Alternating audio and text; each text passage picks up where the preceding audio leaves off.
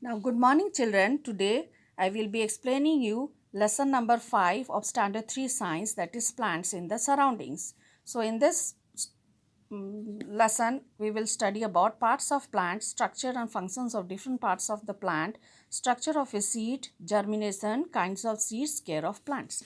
Now, in this picture, two children, they have sowed a seed in a pot and they have watered them and they are observing the growth of the seed. From that seed, a baby plant is coming out and its growth they are watching every day, observing it. So now, have you ever seen plants growing? Yes, naturally. Now, name different parts of plant that help plants to live and grow. Mostly all the parts help plants to live and grow, like roots, stems, leaves, flowers, fruits and seeds. Now we will study about the parts of plant. Here the picture of a plant is given. Now you can see a plant is divided into two parts. The upper part that lies below the soil is called the shoot and the part that lies below the ground is called the root. Now this stem that is the shoot system consists of a stem which bears all these branches, leaves, flowers, fruits, etc. And the root contains only the main root and all the other rootlets. So here we will see the structures of a plant. Flower, it is the most important and attractive part of the plant. Now fruit, it is found from the flower. Now root, this part mostly grows below the ground. So this is the root that grows below the ground. Leaf, it is mostly green in color. It helps the plant in making its food. So leaf is regarded as the kitchen house that prepares food for the plant. Now seed, it is found inside the fruit. Some fruits have one seed and some have many seeds. Now stem, this part is found above the ground. It bears branches on which leaves grow. So this is the stem that grows above the soil and it bears all the other parts.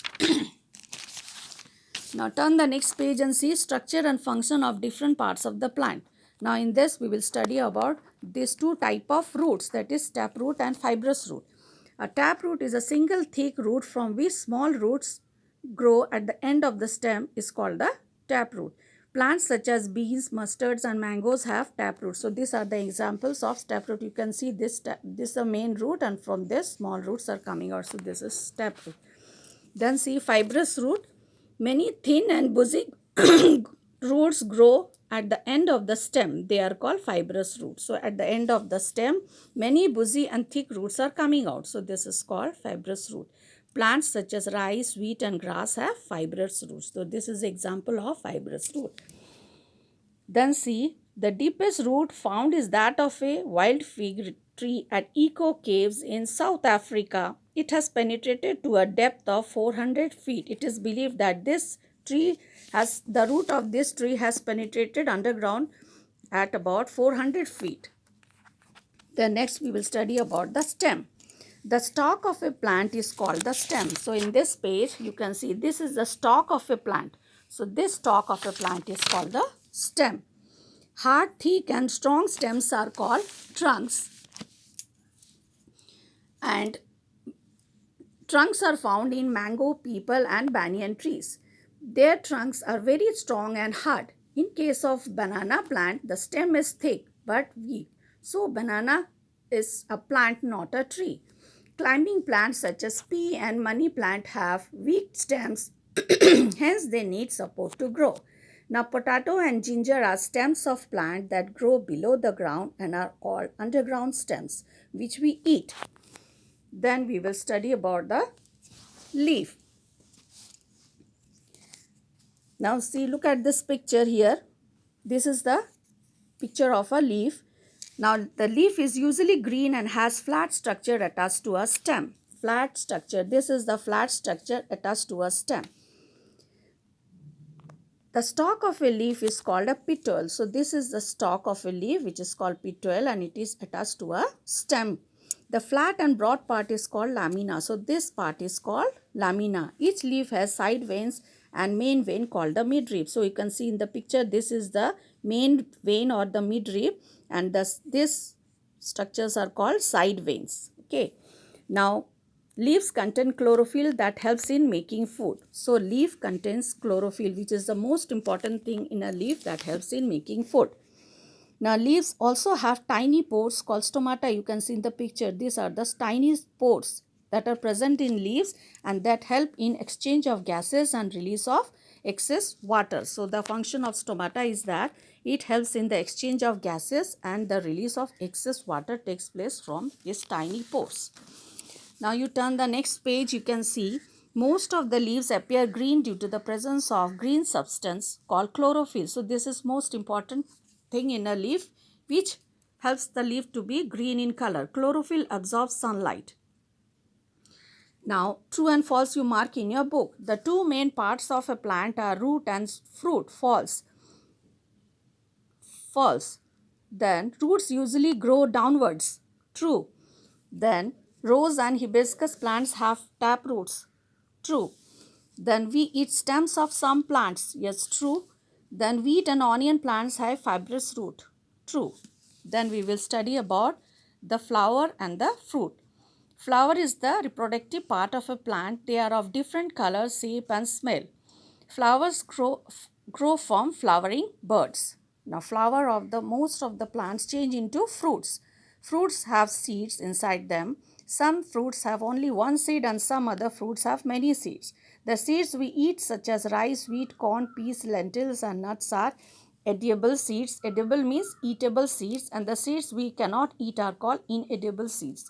So in this picture you can see papaya and lychee. Here we have many seeds. This is many seeded fruit and this is one seeded fruit. Now all plants do not have flowers. Some lower plants such as mosses and ferns do not have flowers at all. These plants reproduce through a structure called spores instead of seeds. So this plant reproduce from spores instead of seeds. Now we will study about the functions of different parts of a plant. First, root. Now root fixes the plant to the soil. It helps the plant in taking water and nutrients from the soil. Since it grows underground, it helps the plant to take water and nutrients from the soil. Some roots such as carrots, turnips, radishes and beets store the food made by the plant and are used as vegetables. We eat them as vegetables. They are roots but eaten as vegetables. Now stem. Stem holds the plant straight and supports its branches. It carries minerals and water from roots to leaves. It also carries food from leaves to different parts of the plant. Then we will study about leaf. The leaf make food for the plant in presence of air, water and sunlight. The process of making food is called photosynthesis. So the leaf is called the kitchen house of the plant. Now leaves help in exchange of gases and give out extra water through small pores called stomata, which I explained to you just now.